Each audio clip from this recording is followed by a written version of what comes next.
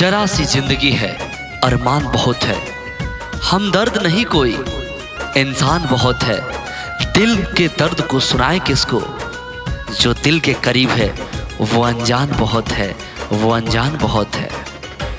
Last लगनिया में करबू बियाहवा, लास्ट लगनिया में करबू बियाहवा, यारवा के जइबू भुला। तू ही बतावा ए हमर सोना, दिलवा से कैसे जाइया हो। तू ही बतावा ए हमर सोना, दिलवा से कैसे जाइया। होगा अफसोस जब हम ना होंगे, अरे होगा अफसोस जब हम ना होंगे, तेरी आंखों से आंसू कम ना होंगे। बहुत मिलेंगे तेरे अरमानों से खेलने वाले, अरे बहुत मिलेंगे तेरे अरमानों से खेलने वाले, लेकिन उस वक्त तेरी परवाह करने वाले हम ना होंगे, और हम ना होंगे। जहरों से बेसी लागी जुदाई, सच कहिला जान हमसे ना सहाई।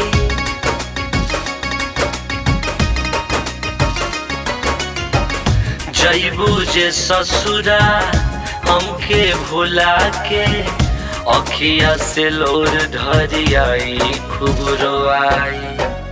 पागल बना के अगिया लगा के, पागल बना के अगिया लगा के, कैसे हटइबू निगाह। तू ही बतावा ए हमर रानी, दिलवा से कैसे जाइया हो।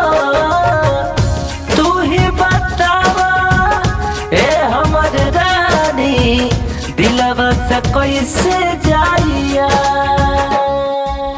कभी कभी सपने चूर हो जाते हैं, अरे कभी कभी सपने चूर हो जाते हैं, हालात से लोग दूर हो जाते हैं, पर कुछ यादें इतनी हसीन होती है कि हम उनको याद करने के लिए मजबूर हो जाते हैं, मजबूर हो जाते हैं। बिना मतलब के हमसे खर्चा करवलो, भरल सभा में हमारे इज्जत उतरवलो।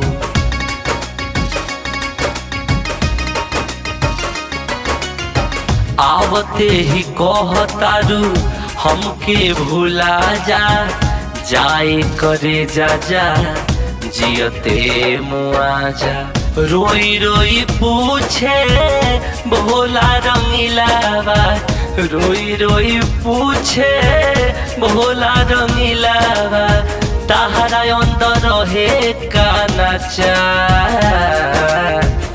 तू ही बतावा ए हमर सोना, कैसे रही मजनू तहार।